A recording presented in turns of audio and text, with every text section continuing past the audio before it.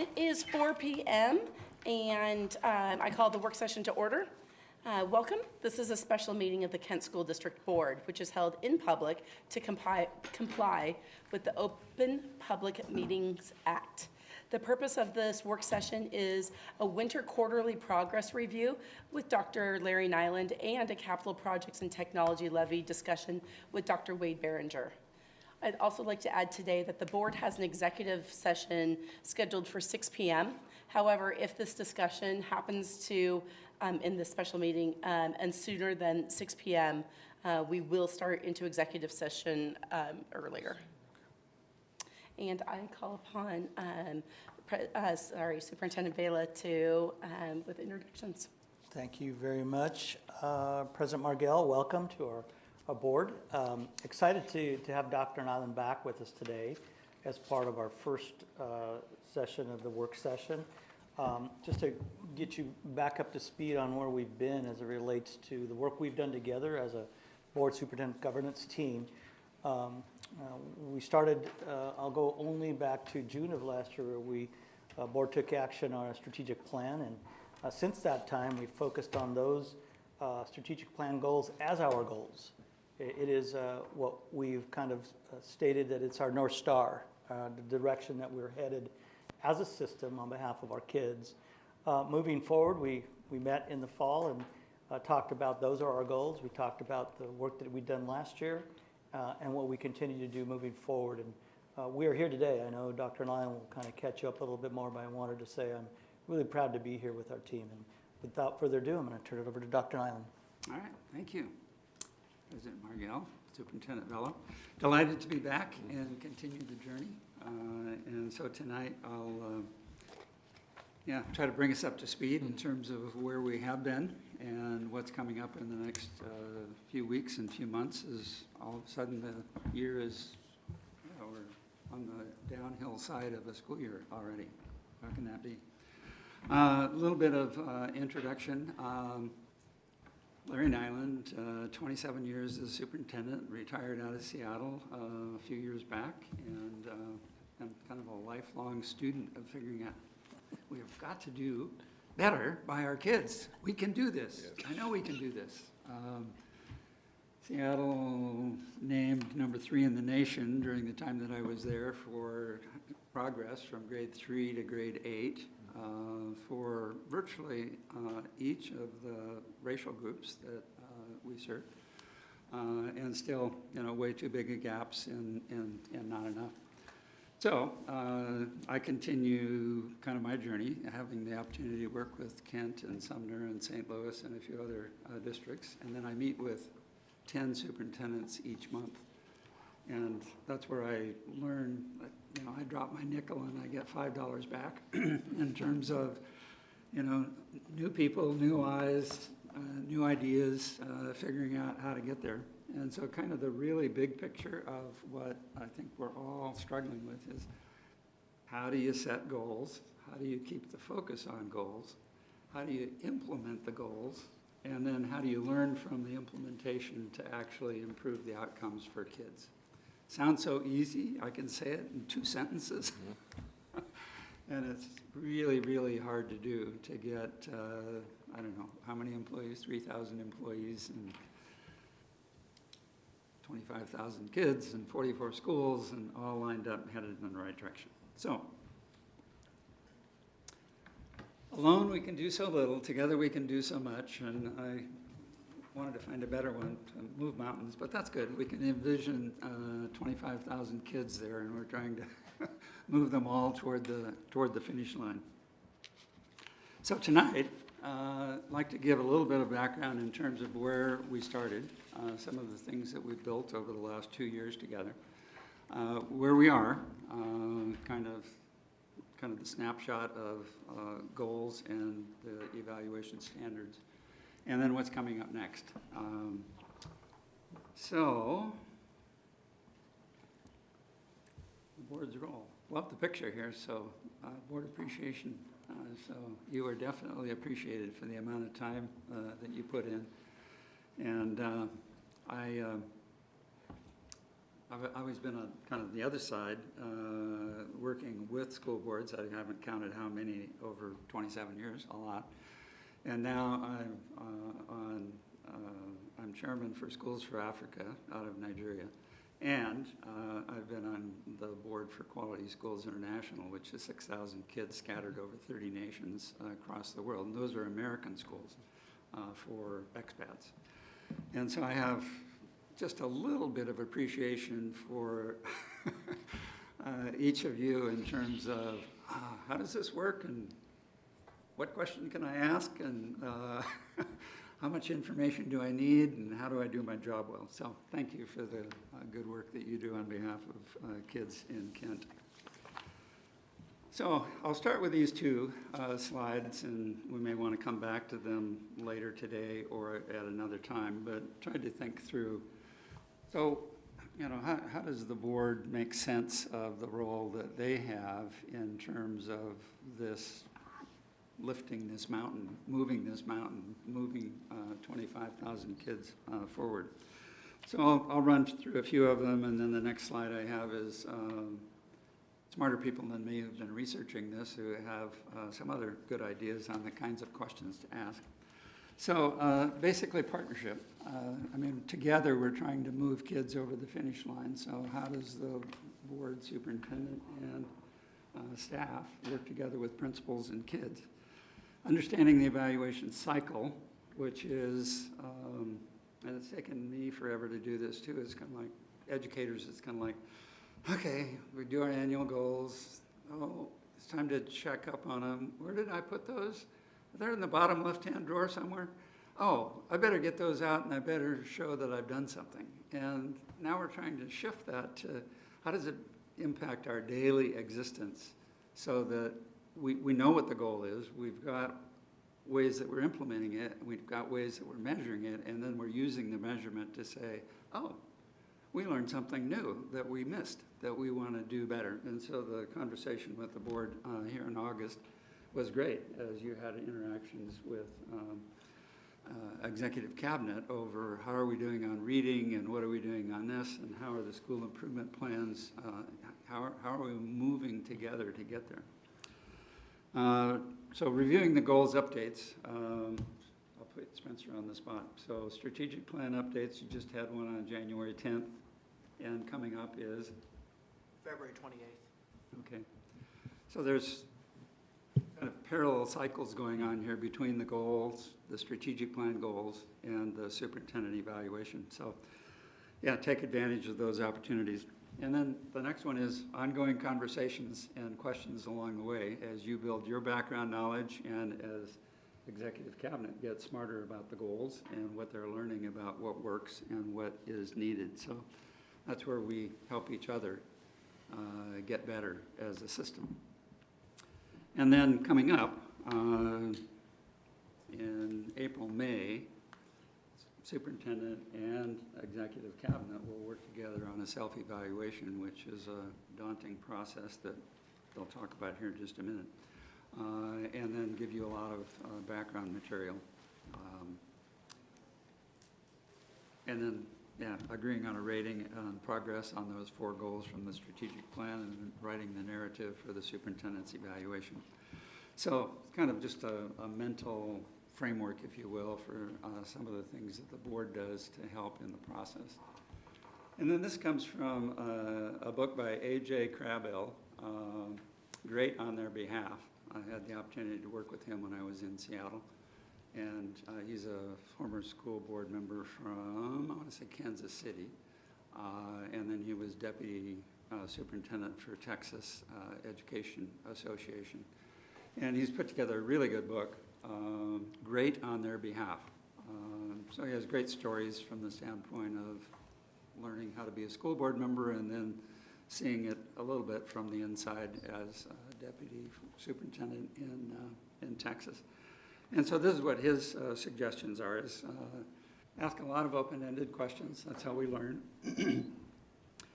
Ask about the system. How is the system getting better? That's what we really want and need. And our strategy is working. positive outliers, who are the ones that schools or teachers or other aspects of our work in schools that are knocking it out of the park. Insights on what are we learning about moving the needle for historically underserved students, which has been one of my passions, is that even when we move the needle, we don't often move the needle nearly far enough for the students that have been underserved. And then how do we continue to look at measures? So last year there was just a lot of conversation, and there's been a lot of conversation since then in terms of the dashboard and the kind of data that we collect to help us get there. And then if you do have technical questions, staff is delighted to answer those questions, but they don't always have that information at the tip of their brain or the tip of their tongue in the middle of a meeting, so a little bit of advance notice is good. So the next piece is superintendent staff role, and I might ask Superintendent Vela and maybe some of the executive cabinet talk a little bit about what's under the hood. What does having goals mean, and what do they do to make those a reality? Thank you, Dr. Nyland. Yes. As we embarked upon this journey, I would call it, because it is a journey. It's not one that has really an end destination. Although we have our kids pre-K to 21 in some cases, it is a journey. And I will start by saying this process that we entered in really is cyclical in nature, backed by research, as Dr. Nyland talked about. And I will say just as clearly as I can, it is the more we focus together on goals and have conversations about systems on how they're working for kids, I believe will get us to where we need to be in terms of not only seeing the successes our kids will have, but really, more importantly, what have we learned about ourselves as a system? Specifically, how do we pivot, if you will, when we see things that we need to make a decision on or take action on? And I'm talking about instructional practice. As we look at data, we should be looking at how we can continue to get better as it relates to continuous improvement.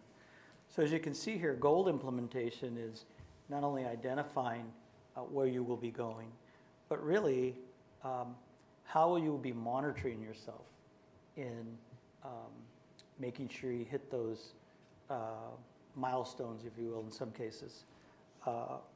And you see the second bullet there is cascading goals.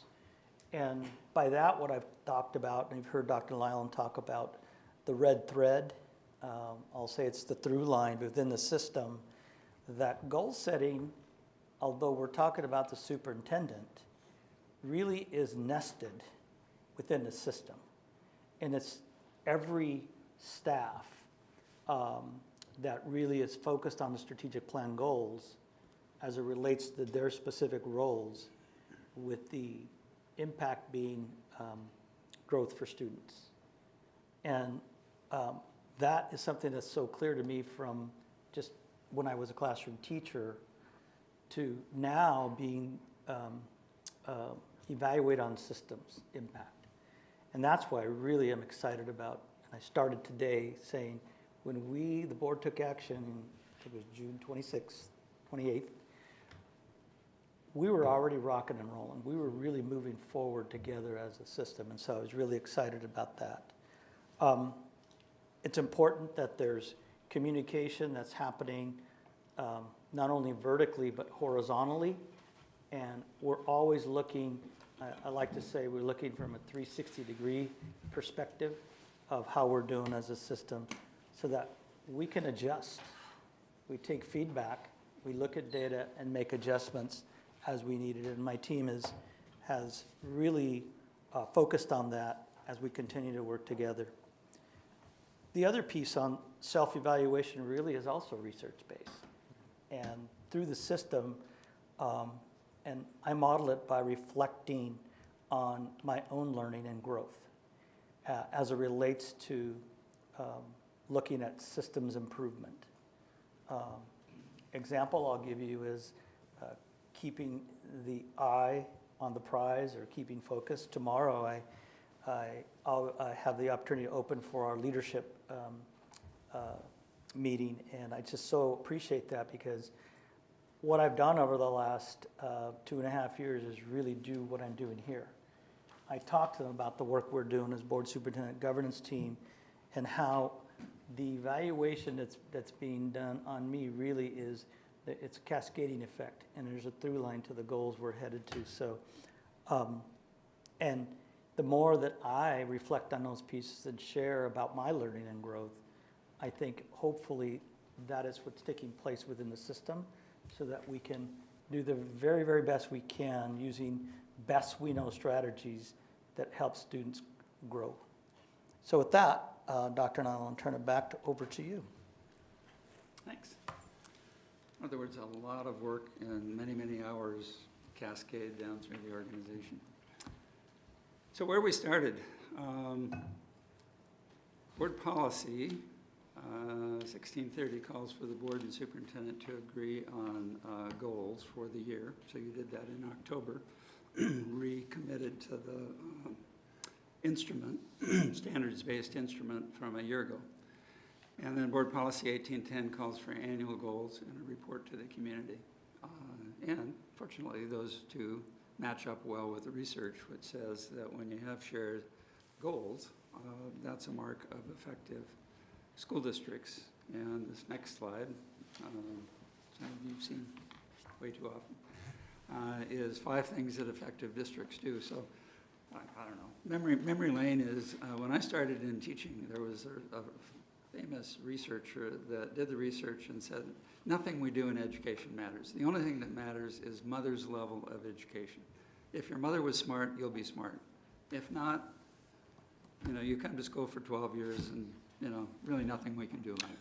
Well, fortunately, that view changed, and by the 1980s, there was research on schools that were doing much better than other schools, and they were called effective schools. That then turned into effective teaching, that there are certain teaching strategies that are more effective. And we now have effective principals. The research for this evaluation document is what do effective superintendents do. And I don't have it in my brain. Probably 20 years ago, somebody started the research on, is there any research on effective school boards and school districts? And then this particular research is from Bob Marzano, who used to be with the Mid-Continent Educational Regional Labs. And I copied this from somewhere else, and I couldn't change it. One of my versions lately is I've taken the word goal out of there, and it's kind of like, so the first one is collaborative goal setting. The next one is non-negotiable goals for achievement. The third one is board alignment and support of district goals. The fourth one is making sure that you're monitoring the goals. And the fifth one is that you allocate resources around maintaining and supporting and strengthening those goals. So even though it says 5 things, and there are 5 things, every one of them comes back to you have to know where you're going. You have to have goals that the system can aim for and then measure progress against. So kudos to Kent for moving in that direction. This is kind of my new learning since leaving Seattle. It's kind of like, so we know that one of the most important things a board does is pick their superintendent.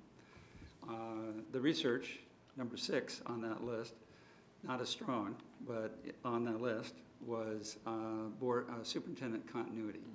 That if you don't have superintendent continuity and you keep changing directions, staff can't keep up, and so then you lose that alignment. 3 to 5 priority goals, monitor and adjust quarterly, and 5 years of continuous progress so that you keep getting better. So a little bit on each one of those. So good job on the shared goals in the strategic plan. So in the first year, interim year for Superintendent Vela, they were his goals that were crafted around, I think, an outdated strategic plan. The second year, first year as permanent superintendent, was board approval of those goals, tweaked with input from the board, and a lot of conversation about, well, we should have more community engagement. So, Superintendent Vela and Spencer Pan and others put together the strategic planning process so that they're now community goals, they're shared goals, and they have broader ownership. And then I love this diagram in terms of creating them is great, implementing them. That's the hard part, is actually making sure that they're embedded in the meeting structure and the reporting and the data structure that we have. And I would comment on just two from last year, and I know that there are many, many. So one of the ones that we had around the conversation was, well, how are the school improvement plan goals aligned with the district goals? And I think part of that reporting in the middle of the year was, well, we're doing that, and we found out that our budgeting for categorical programs for special needs students, maybe that should be connected. So that was a pivot that was made to say, oh, yeah, that would be a good idea. Let's make sure that our funding is following the goals and the need. And then one of the other ones was the Friday weeklies that Superintendent Vela does. Those were always a part of the process, but then we're pivoted to say, oh, that could be part of the strategic plan, and we could be letting everybody know what the goals are and what's being done and what progress is being made. So that's two really simple examples, but that's the idea, is that if we do that again and again and again around each of the goals, we keep getting smarter and we get more impact for what we're trying to do.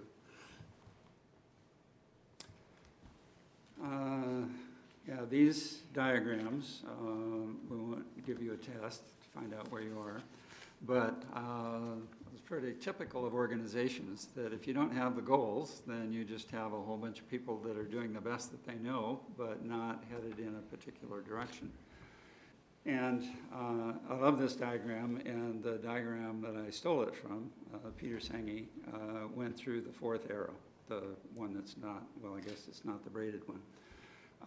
And 4 years in Seattle, I felt like, you know, I think, I mean, we're not there, but the arrows are starting to line up. This is awesome. And then I realized, oh, it's not as awesome as I thought. So we had 300 partners, community partners, that were helping us with student learning. 30 of those were offering after-school programs for mentoring students. And we had one of those programs, My Brother's Keeper, that was knocking it out of the park. It was making a difference for students of color in ways that we've never made those kinds of gains for before. And I realized they're definitely the third arrow. They're all kind of moving in the same direction. They all have a good heart, and they all are working hard. And there's a few places where they're starting to touch each other, but they still weren't braided in terms of learning from each of those 30 organizations and collectively helping them get smarter so that we were all benefiting from the best of what we knew.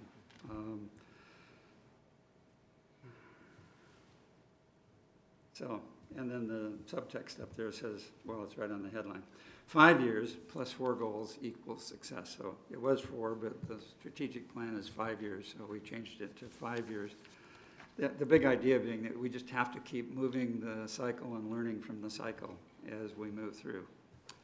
So I think I'll stop at that point and see board questions or Superintendent Vela if something I've missed before I launch into what's coming up next. Cool. No questions, I'm seeing. Any questions? Okay. I guess I have one. I love that there was a period where we saw advancements with students of color, and I heard a lot of narrative around that. Can you just give me like 1 or 2 examples of just objectively defining what some of those stages look like, just for my own curiosity? Well, I think that, I probably can't do it in two sentences or 2 things, but I can give you a thumbnail. It's complicated because it's part of everything that we do. So I think some of the ones that we're learning, the one that I mentioned was mentors, so, and it comes from growth mindset, which says that if students believe that they can get better, they have a fighting chance much better than if they've just given up and said that I'm not a very good student and school's not for me. So having the mentors is huge. A lot of districts are working on a sense of belonging. How do we make sure that students are feeling welcome, they're included, and that's part of Simone's work and the student voice that the school board has been so interested in and engaged in. And those are a little bit on the softer side. So in addition to having really good instruction in the classroom and using the data to teach differently to reach students, we have to, I think, a big part of the solution, if there is one, I mean, there certainly are solutions and people are showing the way, is on that softer side to make sure that we really are coming together as a team around each of the students. So glad to spend much more time on that, but I'll stop there.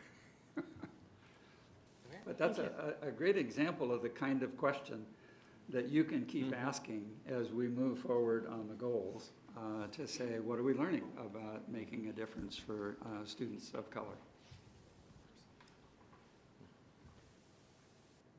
All right, where are we going next, or where are we now? So superintendent evaluation has two parts to it. The shared strategic goals, which are now one and the same with the strategic planning goals. So again, kudos to the board. So that Seattle, when I went to Seattle, had superintendent goals, they had board goals, they had school improvement goals, they had equity goals, they had goals everywhere, and they weren't aligned at all. So it took some part of that 4 years that I was there to get those goals lined up. And then the second part is the research-based rubric. As I mentioned, we now know something about effective school superintendenting. And so I think you've seen this slide before. So they match up well. So the rubric on the left-hand side has 4 things to it. Instructional leadership, family and community engagement, management operations, and professional culture. And they match up pretty much 1-to-1 with the 4 goals that are in the strategic plan. So I kind of think of this as the left-hand side of this is you got your driver's instruction manual and you read it all and you took the written test and you passed it. And the right side is, okay, now go out and get in the car and do the parallel parking and show us that you can actually do those things that you said you would do. And, probably for a good reason, we don't settle for either one of those. It's kind of like, well, you have to do them both. You have to know the rules of the road, and you have to show that you can, you're competent behind the wheel. So that's what is embedded in this evaluation cycle, is how are we doing on the things that we know improve student learning, and then where's the outcome, and what are we learning from the outcome? Yeah, those are the goals. On the right-hand side is this idea of coherence, and it's kind of like lifting the mountain again. It's the board has a role to play, superintendent, executive cabinet have a role to play, principals, schools, community have a role to play, and it's when we all come together that we get to the student success part. And this is a tiny thumbnail of, there's a 1-page summary that the board fills out for the superintendent evaluation that's basically in this format, has a little bit more, a few more words, not many, and then basically a space for the board comments. Excuse me. And then the superintendent and executive cabinet do a self-rating, and then the board has good conversations after looking at all of the data and coming to consensus around what rating they would give to the superintendent. And I would say kind of a combination of outcomes and progress. Are we moving in the right direction, and do we like what we see? So what's ahead? The strategic plan, the goals were set. Yeah, I think that's right. I have the wrong date up there. I think it was June 28th. And then the goals and the evaluation rubric were revisited by the board. We met in August and we talked about how did the evaluation process work, and what changes might we make in the process. I think we tweaked the form just a tad bit, and then the board approved that. I think it was October 25th. You had the update on the strategic plan, and then the quarterly part, you had the update on the strategic plan on January 10th. You'll have another one at the end of February. We're here tonight to talk about the evaluation process and what the ebb and flow of that document looks like. And then in April, sorry, your workload starts to go up. Actually, superintendent and cabinet work goes up a lot, as well as they pull all of that together in the self-evaluation and all of the documents. I think we had 18 meetings on goals and evaluation last year. And I don't know, must be at least 40 hours of board work and a whole lot more from executive cabinet to pull all of that material together and then work toward, I probably need another diagram. It's kind of like, so we're finishing 1 year, which is a lot of work to come up with a rating, and then we're launching another year. So I don't know what the strategic planning process looks like, but it's the opportunity to come back and look at the strategic plan, not to tear it up and start over, but to say, what have we learned about it? And those are some things that we would tweak in that document. I might add, Dr. Nyland, is I think about President Margell, the 18 meetings were part of the 2 a month. Yeah, right. Some of them were separate, but I say that in that that board superintendent governance, we were working together on this as we moved through the last 2.5 years.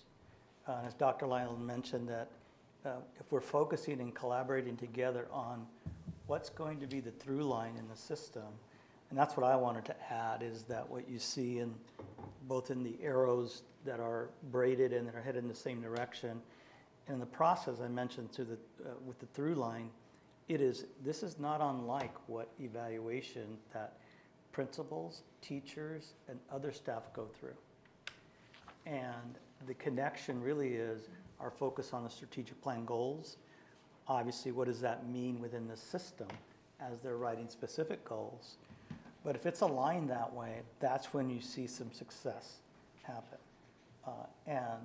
I've said this in the past, and I'll say it again, that the superintendent should be evaluated on the systems that are in place that allow for kids to experience success, and also allows for the alignment of the resources needed to make pivots or changes in order for us to continue to look at success for students. So I wanted just to culminate that in a summary that this is what this means, this process that we're going through today, even though it's more than 2 meetings a month. Yes, Thank it you, is. Dr. Nyland. Yes. Trying to make us feel better, huh? There you go. Yeah. You can say that. Yes. Awesome. Yeah, I neglected to mention as well that the evaluation form, the rubric is in the same format as for teachers and for principals. So it includes kind of all of the stages of growth from beginning to mature and excellence, and then has similar ratings to the ones that are used with teachers and principals. Yeah. All for what Superintendent Valla said, so that we can know whether there's systems in place that are making a difference for kids.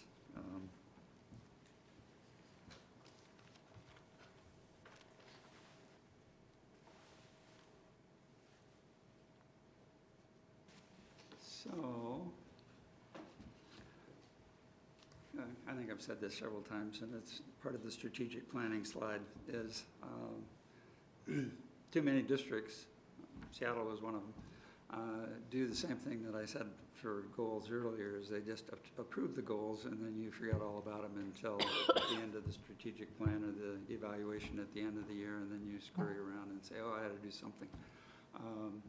So implementation is huge. So I mean, the goal is actually the tip of the iceberg. You know, it's that 10% that's above water, and the implementation is the 90% that's below the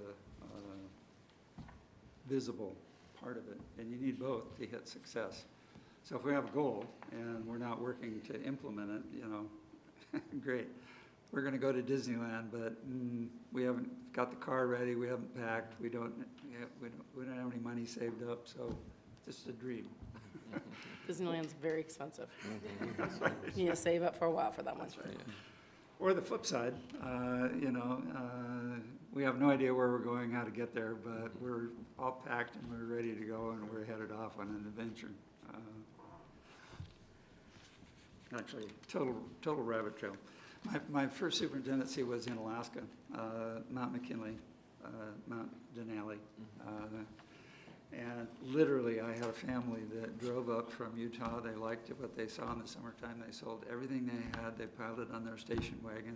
They stopped on the side of the road, and they hiked a mile into the woods and built a log cabin.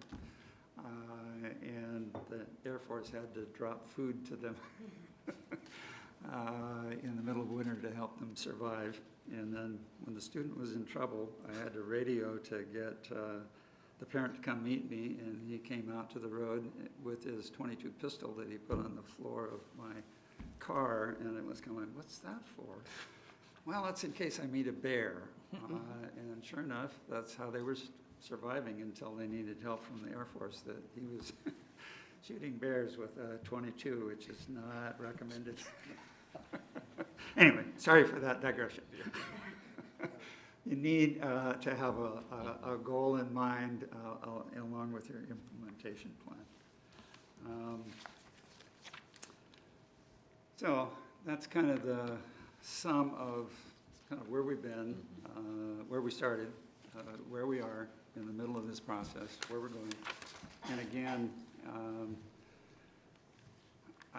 I'm high on education. I mean, we know so much more about education today than when I started. And now we're into that hard, soft skills work of working together to figure out how to put our shoulder together and get the system moving in the right direction. And you know, we do see evidence of that. And that's been kind of my lifelong quest of going nationwide to find out the school systems that are making it work and stealing their good ideas and bringing them back. So kudos to Kent for picking those goals, picking a research-based evaluation piece, and doing now the hard work of the implementation and learning along the way. Thank you, Dr. Nyland. So before I open it up to questions for our board, Dr. Nyland wanted to share a couple of sneak previews of what's coming up. We're excited in February to, as always, we always have several schools that come present their school improvement plans, and for Director Song and Director Cook, it is an opportunity to hear from our building staff some of the things you've heard today on, so how are we incorporating the strategic plan goals within the school improvement plan, and what are some things we're seeing?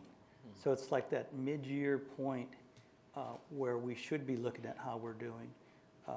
The other kind of sneak preview that I wanted to share is that you've seen that over the last 3 years, we've had growth in our graduation.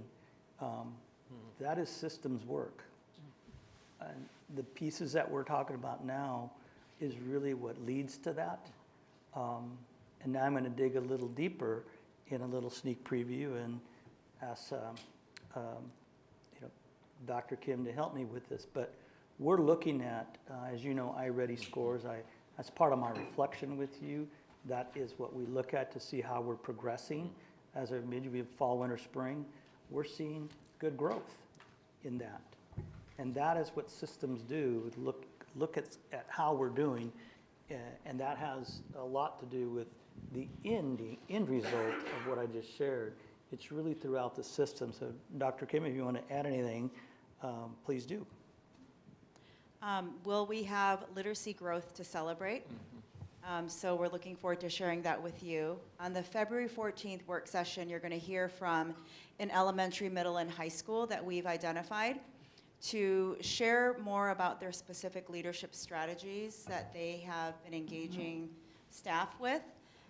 So we want to share the celebration of the intentionality and the instructional leadership that's taking place. And we're not just looking at who has the highest score.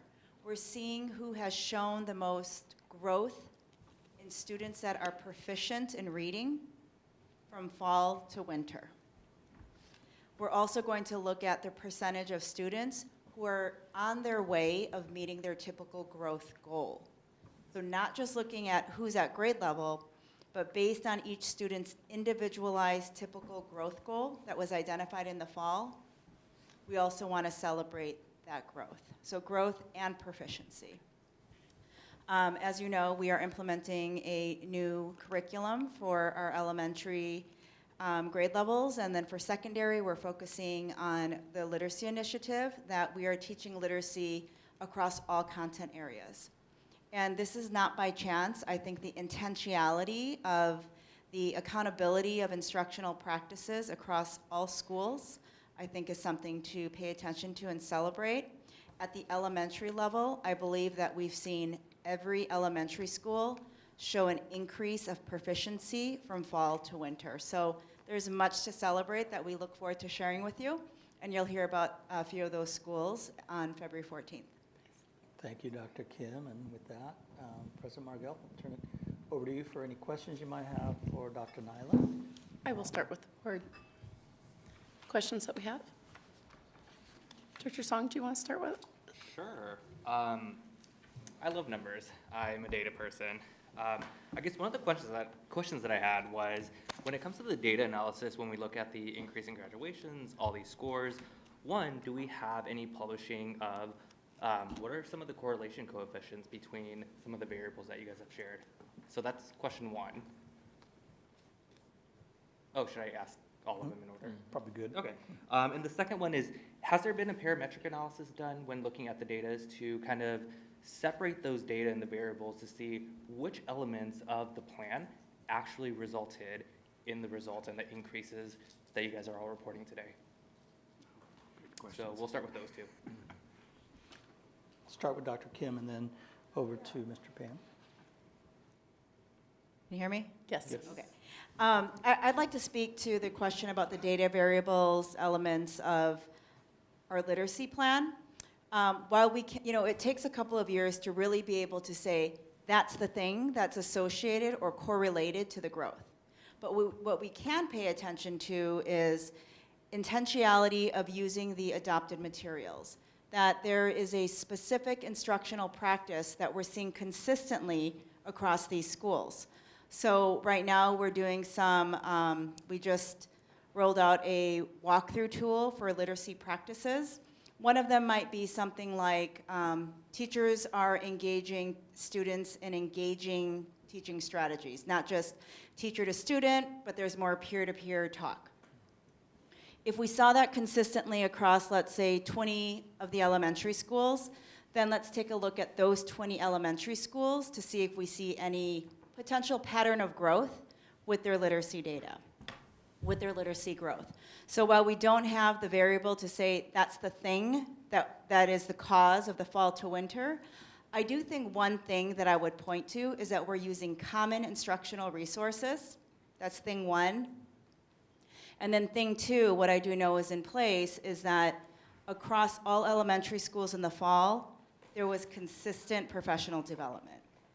And that means that the professional trainers were in the classroom with the students, engaging teachers and students in this what we call studio style learning. So that's the thing that I could probably point to. So common resources that are aligned to standard around the science of reading and common professional development. I hope that at the end of this year and next fall we can say that's the variable, but it is going to take some time. That's really amazing, thank you. And I guess my follow-up to that one to maybe Superintendent Vela would be, just out of curiosity, are any of the positions that are slated to be cut or removed have any direct relationships to the programs that are implemented that currently are assuming a close relationship to the increase in growth that we're seeing? Or are they kind of separate? Yeah, I think the way I'll answer that is still to come, but I will say that the professional development in those pieces still need to happen. They might be happening with other staff, or it might be happening internally. Let me give you an example. The school improvement planning, and I look forward to the board hearing from them, is to asking those types of questions in that who is providing the professional development within the identification and the intentionality that Dr. Kim mentioned. Because what I've learned over time is the closer that is to the school, the more that growth can happen, because it's about the practice that's happening there. The further you will move away from where it's happening, the less likely, according to many of the research, much of the research that's done around professional development, the farther away you see some of that implemented. So it should be a combination, regardless of who's there to provide the support. I have found that internal professional development within a school and looking at the expertise our own teachers have is where we need to spend a lot of our time. That's why the intentionality of the walkthrough, as we see good things happening, let's take a look and almost kind of a sit down and saying, talk to me about what it took from not just from what I saw, but what was the pre-planning that needed to take place, what data was looked at, on and on and on. So it's exciting. Great question though. Okay, yeah, like I agree with you. These are things that should happen. I guess my question is more so, will it happen? I think the data will tell us that. And we just shared that things are happening and we'll continue to do that, so, yeah. So, sorry, I have a follow-up question there. You said previously that you've gone through 3 of these before. What was your takeaway when you've had to reduce staff before, and what happened according to that afterward? Did the stuff that Director Song was asking about, do you have data on that? Yeah, I think I just mentioned we have 3 years of continuous growth in graduation rates. Mm-hmm. That's data, and I mentioned that's systems data. I'll go back to last year's evaluation that we did. By the way, it's a part of the system. We showed growth in those areas. Remember, it's together, it's the growth that we look at. And that's in the reflection, and some of the quarterly reports that we gave also shared that. So those are just a few off the top of my head.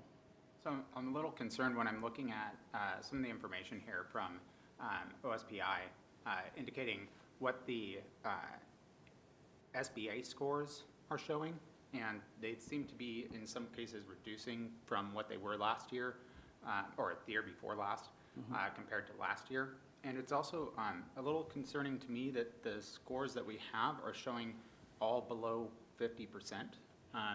And that to me means that they may be graduating, but are they actually prepared for being a graduate and moving on into our community? Yeah, I think you've got several things there, but I will say this, that this process we're engaged in together as a board superintendent governance team really lends itself to continuous improvement. To your point about ESPA, keep in mind that those are summative data. That's already happened. And what we're talking about here is what are the things we're doing right now, and as we set goals together and monitoring the progress. And back to Director Song, your question was perfect. And so what are the things we've seen that we can point to that we can say, if we do more of this, how can we do that? How can we scale that? And that's what my team is continuing to do. So you'll hear some of how the schools look at ESPA data. That's not the only data to look at. That's actually the autopsy, if you will. We need to be engaged in goal setting and the process we're talking about today. So thank you for the question. I can understand the work that we're trying to do. I just feel like if we don't look behind us and see those things that we've had some struggles in, that we're doing a disservice in doing the work towards the future, because the past is a good indicator of how we're doing and where we're headed. And so when we have trends that show that, you know, every year is roughly 50% on SBAs, I mean, that, on some, I mean, it's much lower on math and science. ELA at least is somewhat close to 50%. That feels like it's a disservice for us to not look at that and address it in these sorts of meetings. Yeah, I wouldn't say we're not looking at that. We are looking at that, and I think our teams are doing that. I think I just want to differentiate between the type of data, so. Oh, was over that to another Dr. slide that I missed Dr. earlier? Kim. I would love to address a couple of things that I heard that I just want to share some really intentional work that's happening. Yes, we see that the SBA data trends over the years have decreased.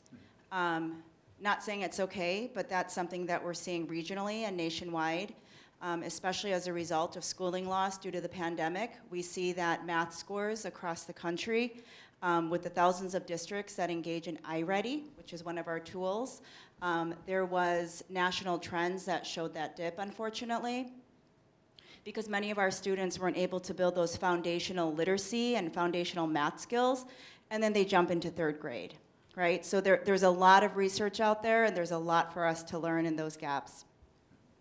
Now, yes, we look at SBA data, but iReady gives us some really rich ways in which we can say, oh, it's vocabulary. So what we have are called domains. So we don't just look at the reading score, we look at it by domains. It might be informational text comprehension, it might be vocabulary, and for you to know, just everybody, that is why we're focusing on vocabulary for secondary literacy initiatives. That is a priority because we recognize that students need that vocabulary support when they're learning biology terms. I was in a chemistry classroom yesterday and I'm like, I do not remember any of this. And just to think that students need this vocabulary to be able to access that instruction. So we do recognize, and we have domain data that gives us additional information on top of SBA. And then you said, are students gonna be ready for, you know, high school and beyond and the future they choose? Right now, the work that we're doing as a leadership team, in fact, we have another meeting tomorrow, is we're unpacking the commitments related to Goal 1, preparing students to be global citizens. One of those commitments that we named, it's kind of a high-level term, is preparing students for post-secondary readiness. So to your point, what does that look like when we as leaders own that? So the work that we're doing right now, Dr. Corbley last week and then this week is leading us in some work around what does it mean to be committed to post-secondary readiness, and what are my leadership commitments as a school and a system level leader. So I just want you to hear that there are some really deliberate strategies that we're trying and we're recognizing around our commitments in the goal and the data sources that are available. So we hear you and we're trying, and we have some really targeted ways that we're going to attempt this. That's great. I'm glad to hear that we are looking, you know, back to see what struggles we've had, and so that we can hopefully try and go to a future that we're not having to have those same struggles. Thank you, Dr. Thank you, Dr. Cook. Others? Just quickly, I mean, we have goals, and it's a huge system that we're trying to align everything. Dr. Nyland, how can you help us figure out if we're in aligned position? Or, you know, that's, because sometimes you can get really lost in making sure that those arrows, as you've shown, are really coming together, and what indicators can we look so that we know we're going the right direction? Well, great question. All of the questions have been along that theme, and so the illustrations from Dr. Kim, I think, are great. Mm-hmm. So it's, okay, we want to drill down and make sure that third grade students are reading on level and whatever that specific language is, and then these are our strategies we're going to implement. Right. appropriate curriculum, we're going to do the training and development, and then we're going to look at, did we do that? And then we're going to look at what the scores were, iReady and SBA. And so that's right at the edge of what I'm Right. trying to figure out for several districts, is that it sounds so easy. Jim Collins wrote Good to Great, and he's been doing this research for businesses forever. And he says it takes 4 years to get that sequence Okay. together. And so Okay. it's exactly what you Right. said. Okay. It's kind of like we have to make sure that they're all lined up. Right. And we will find out, I think, issues where we missed. And that strategy might be fine. It didn't maybe hurt anybody, but it wasn't the answer that helped move us forward. How long does it take before we would typically be able to see that data and then make a course correction if needed? Well, I think with that, you see on your implementation for Right. your teams. And I could tackle that really briefly, but Yeah. I think it depends on what types of specific things you're trying to, what type of scale of change or what type of output you're trying to achieve, right? So I really appreciate Director Song's commentary earlier around, kind of the data analysis pieces of it. One of the items a few years back we talked about was trying to focus away from the activity and the actions that we do and focus really on the outcomes, right? We can take many routes to achieve a certain result, but being very clear what that desired result is critical. And then having some degree of fluidity around the pathway to that. And then so we think about that as these particular measurable outcomes, right? So these things that we tangibly say, at the end of doing this set of activity, we should be able to produce, we should be able to see, right? And so you'll hear about a lot of those from more the initiative work. We complete these things according to these plans.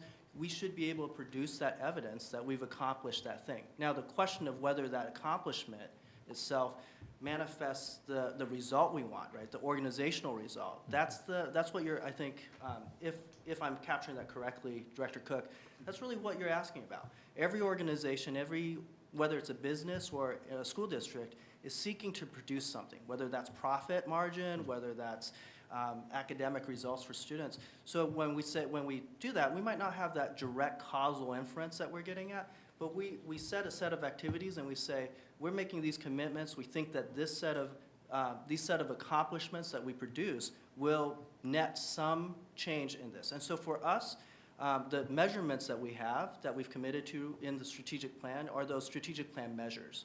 Right? So we should see some traction and movement in that. It's not it's not going to be, a straight arrow going this way, right?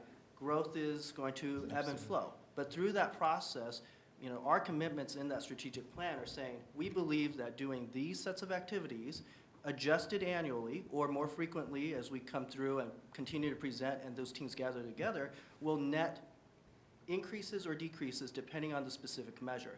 If they don't, then we need to clearly, just like we would do in a school environment, make some changes. And so I really appreciate both those sets of comments. We're going to bring that data back. We're going to continue to look at that. And that's what we bring on the goal side of it to present. In addition to that, I think from Director Song, there is that focus then away from the specific activities that we capture them and much more towards what is that output? What's that valuable output that we are generating and producing? Yeah, I think it's really important that we keep in mind that we're looking for a holistic approach toward student success. Them graduating doesn't mean that they are necessarily successful in their next step, whatever that might be. And I don't know how we are able to go and find that information, but I hope that we're trying to find it if we can. No, thank you, Mr. Penn. Director Call, I want to make sure Vice Right. President Farrow got. Right, his I question. just wanted to also follow up with Dr. Kim. When we're getting this presentation, I also want to hear some of the struggles we had, right? Because it's easy to forget. We can celebrate, but also I want to hear that side of it. And the other one I want to know is, how do we choose which schools are presenting?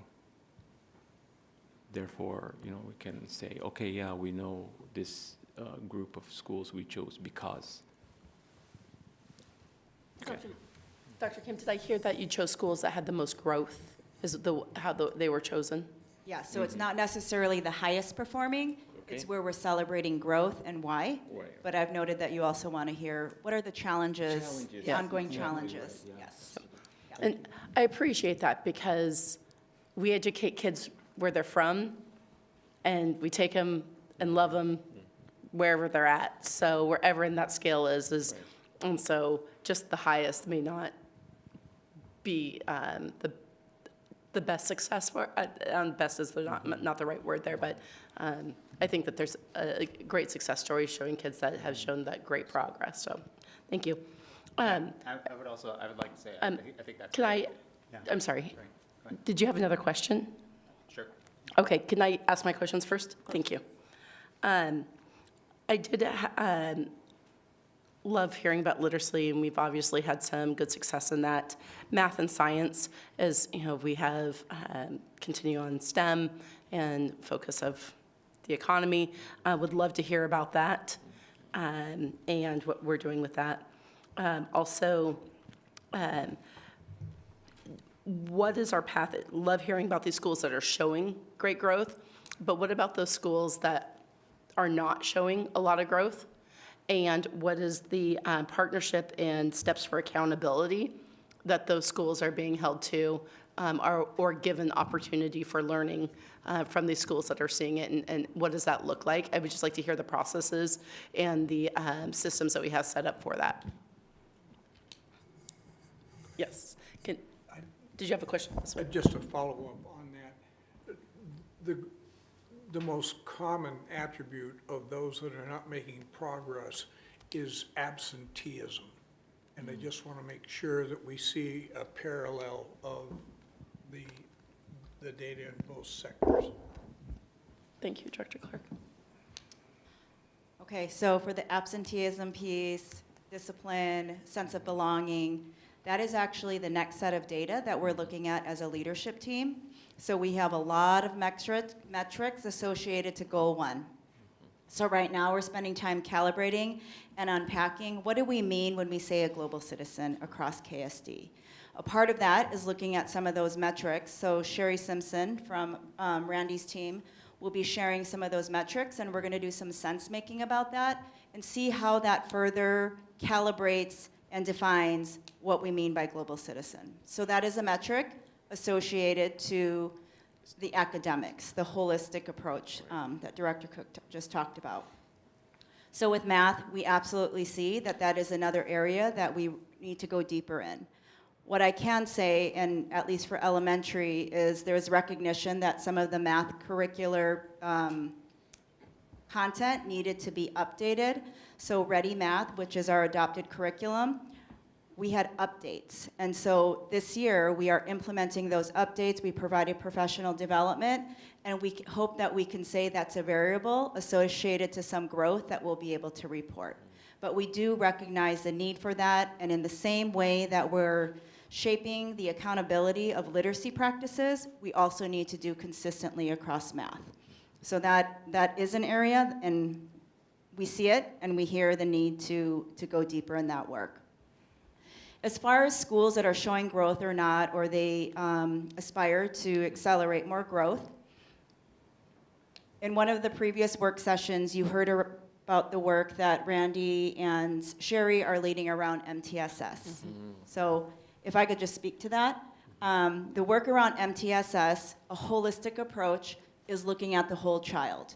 We're not isolating academics and behavior, but how are those behavior elements impacting student achievement, the ability to engage in the classroom, especially if they have other areas where basic needs aren't being met.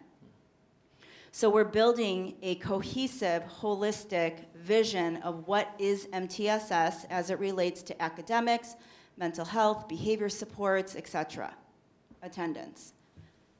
Part of the work is designing a system with calibrated instructional practices and service practices and calibration on the resources so that school A on this side of town and school Z on that side of town will be able to look to the same vetted research-based instructional or service practices with the same vetted resources. And eventually, have an MTSS progress monitoring system that's used across all of our schools. Because in a couple of years, that will be one of the requirements for the special education evaluation system. So when we look at a student, we're not just going to see, oh, there's an area of need for reading. There may be something associated with attendance, which may be outside of the student's control. And so doing root cause analysis with those kinds of systems in place is the goal of, that's the end goal, that's the end tool of the work around the MTSS. And that's one of the priority initiatives of Goal 1. Thank you, Dr. Kim. Thank you. We are a little over time, but I did see that Director Cook still had another question, and we'll make it our last one. Okay, that's fine. Actually, she answered my question throughout her discussion there. Well, look at that. You got 2 for 1. Perfect. Anything, final words that you'd like to go on this one? I just wanted to, part of learning together and looking at systems is reflecting. Right. And the questions you asked are exactly, Dr. Nolan would probably say this as well, is exactly where we are now as a board, superintendent governance team, different than we were 3 years ago. And so that is kudos to you. We look forward to coming back and continuing to work together because this is collaborative work. So I'm going to want to just move over to our next presentation and thank Dr. Nyland for his continued support of Kent School District, and we look forward to continuing to work with you as well. So thank you. Thank you, Dr. Nunn. All right. I'd like to take a recess for 1 minute so people can just stand up and move their knees for a little bit. 1 minute.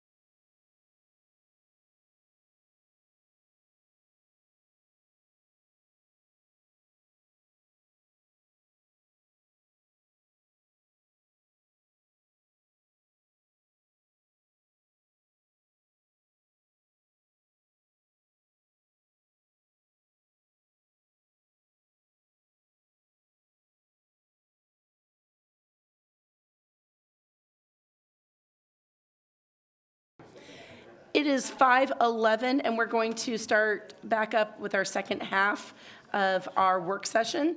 And I would like to call upon Superintendent Vela to kick us off on the capital projects and technology levy discussion. Thank you, President Mark Bell. I'm going to, since we're a little bit behind, I'm going to go ahead and quickly turn it over to Dr. Wade Behringer, our Deputy Superintendent, to get us started.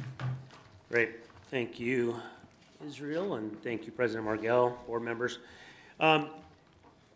We'll be able to kind of cruise through this fairly quickly. You guys have everything in front of you, so I won't read every single word. But we will be splitting this up a little bit. I'm going to share the love of this presentation with my team. So you'll hear from 4 of us this evening as we kind of go through here, with the goal to go through here and then be able to create time for questions, because we want to spend more time with you being able to ask questions and us be able to give you feedback to those questions you have. So tonight we're going to be talking about capital projects and technology replacement levy.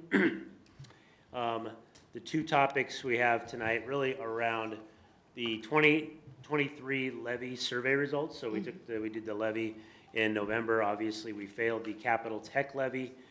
We then sent out a survey to our community, and we're going to share some results of that with you this evening.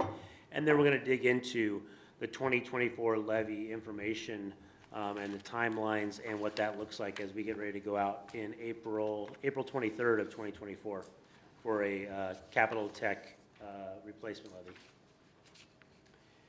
Just giving you a little information. Some of you might already know this. You might have already seen it. You might have looked at it like we did on November 7th. And for the next 3 weeks, it ended at around 48.84%, about 643 votes short. Thankfully, on that night, or the subsequent nights from November 7th, we did pass the UP&O levy, leaving us in a position to go out and run the capital tech levy. Again, because it is a replacement levy, it is something that we rely on in our district as funding for us to continue to maintain the work that we do here in Kent. Just quickly, I don't want to spend a lot of time. This is probably not a surprise, especially those of you who ran for elected position. We had a low voter turnout in Kent. Unfortunately, over the last handful of ballot measures, our turnout is getting a little bit lower and lower, especially when you're in February and April. So as you can see there, we are the lowest in the area that ran a November ballot measure as far as the school district goes. Can I ask a question about? Sure. As far as that goes, do you have any idea whether we believe that has been beneficial or not? There, it's on. Sorry. You mean as far as when we run it, like whether we run it in February or? Well, no, like as far as like us having a lower amount of votes, like whether that was beneficial or detrimental to us passing our levy, like if we had increased the number of votes, like if we think that would be better or if we think that would be worse or? Absolutely. I would say that if we had another 10,000 voters, I think it would have increased our chances to have a much more beneficial results. So that is a focus of ours as we continue to go out in other ballot measures to focus on how do we get voters to turn out at a higher rate. Okay. Survey results, just so you know, we did a survey after the failed bond, and we got about just shy of 5,000 responses after the bond. We went out for this particular survey was just specifically around the capital tech levy. We had about 1,600 responses, as you can see there, kind of broken out in those percentage areas. 60% being parent and guardians of current students, that particular age range of 35 to 49 being a similar percentage. 83% were aware that the levy was on the ballot, and 68% said they voted for Proposition 2. One of the things that, the reason that's an important piece is that Proposition 1 was on the front side of the ballot. Proposition 2, which is the cap tech levy, which failed, was on the back side of the ballot. There's about 800 vote difference between the front side of the ballot, Proposition 1, and the back side of the ballot, Proposition 2. Now, whether or not those would have translated into the perfect opportunity to get over 50%, I don't know. But the fact of the matter is, being on the back of a ballot in this particular measure seemed to have an impact, one way or the other. Did we see, were there any other things that were below that? Nope. No, just that one? The only thing on the back was ours. All right. That's great. Yep, yeah, right, exactly. And is that- Levy communications, go Sorry, ahead. the 68% voted on proposition, that's just saying that they voted? That's correct. We didn't say how they voted, yeah. Yeah, of the response. Yeah, that's right, other respondents, yeah. Okay. Yeah. I just wondered, because you'd said that they voted for it. I think. Oh, meant, yeah, voted on, yeah, sorry about okay. that, yes. Thank you. Levy communications. So we also, in part of the survey, we wanted to know, like, what was working? Did we communicate effectively? Where were you getting your information from? And the top 5 methods here, as you can see, one standing out by itself, that's the district or school email or digital newsletter. And then, again, between 44 and 49% around the ballot or the voter's guide, the district school or text message and mailed newsletter. So, again, things we are looking at when we are getting ready to go out and run again is how can we effectively get this information out to our voting public? Part of that survey as well, we did the same thing with our bond initiative. When it failed, we asked them to, we wanted to know, like, well, are we asking for the right projects?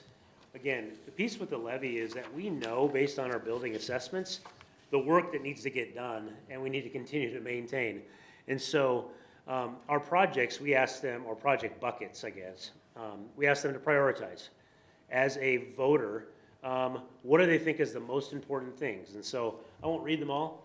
This is the order they ranked them in when it was all said and done, from 1 to 8. So you can see there, and not a surprise, it was number 1 also on the bond survey, and that was the healthy air and cooling system replacements. So in later slides, you'll see where that priority falls as we get ready to go back out and run the replacement levy. Next piece is obviously the tech side, so capital side, slide before, tech here. Again, rank ordered from the perspective of our voting public. Again, 60% of those being a current parent of a student in the district. You can see kind of where that fell. One-to-one learning technology, so that being still a priority for a lot of our voters, and then all the way down the line. One of the things we've talked about in reflection, not only through the survey, but through just as we're going back through and creating the resolution, where we're looking at our informational materials, we're looking at our survey results, is what's the level of understanding of what some of these things are? And are they prioritizing them lower because they don't have an understanding of what they actually mean and how they directly impact student learning or staff learning environments? And so that's something you'll see a little bit later, and then something that we're going to be working on as we continue to make sure that our voting public is educated and feel like they're informed on the decisions that we will bring to them in April. Some respondent input.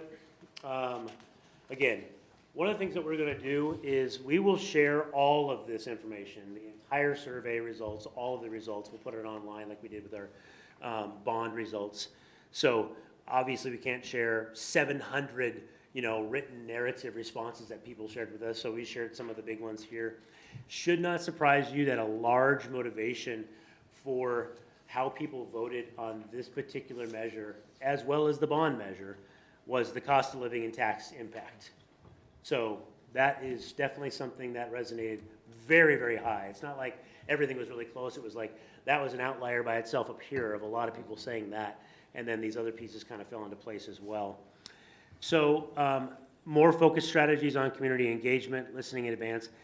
There were several themes running through this around the levy, which I think comes back to our role as a district to help educate the community on what the difference is between bonds and levies. Part of what our community is continuing to ask for in the survey around the levy is we want to know what the projects are specifically, what schools they're at, and so they want that piece. And what really levies allow us to do is levies are designed for us to meet those emergent needs. So yes, do we have projects for this levy? We do have projects for this levy, but those can change based on what happens during that 3-year period of time. And so making that a little bit more clear for our public so they understand that we just aren't going to give you a list of 46 projects with names of schools and prices that will change in 3 years because we can't foresee what's going to happen in all 50 of our facilities, 44 schools, 50 facilities. And so we have to be prepared for that. But also giving enough so the community feels like, okay, I see where you're thinking about spending these dollars. because that's important to you. People want to know what they're voting for and where their money's going to be spent. And so we've been having conversations about that. And then, of course, the piece that popped up in the bond that we're continuing to want additional feedback on is the idea of building trust and transparency and accountability. In fact, we tweaked the survey specifically to try to get specific solutions or examples of that. So like when you say more transparency, what do you mean? And unfortunately, people were not offering up that other than saying we need more transparency. When we're trying to ask, well, when we think that we're being transparent, but if people say we're not, what is that disconnect? So we can be better, because we truly want to understand what that means to our community. What do our voters want to know? I kind of touched on a couple of these before. They want what projects at which schools are being prioritized. They want to know the reasoning behind the need for more technology. There was several comments throughout the narratives about why do we need to keep pushing money into technology? It was good when I did paper and pencil. I don't understand why I spend so much money on technology. But again, we have a very broad voting base. And so we've got to understand that we're drawing on comments from our community that range all across the board. And so that's a piece. What are the specific details of the projects? And again, that's the piece that we don't normally go into for the levy, because we need to be able to create the opportunity for emergent needs. Now, you will see buckets of projects, and we'll share that with you in percentages and things like that. And we may get a little bit more specific on the amount of money in that bucket. But to come out and say, we're going to do this at this one school, and to not assume that something else might not come up that might take priority over that, even if the needs assessment of our schools that we do doesn't say that. That happens. It's just like you in your own home. Like you don't foresee that a broken pipe breaks and that you didn't account for that. You got to fix that before you can go buy a new car. So just wanted to share that. And there's many more, and we'll share all this with the public. Yeah. My only question was as far as making sure that we're addressing that issue, how do we let the public know that that's the case in the materials that we're providing to them? Yep.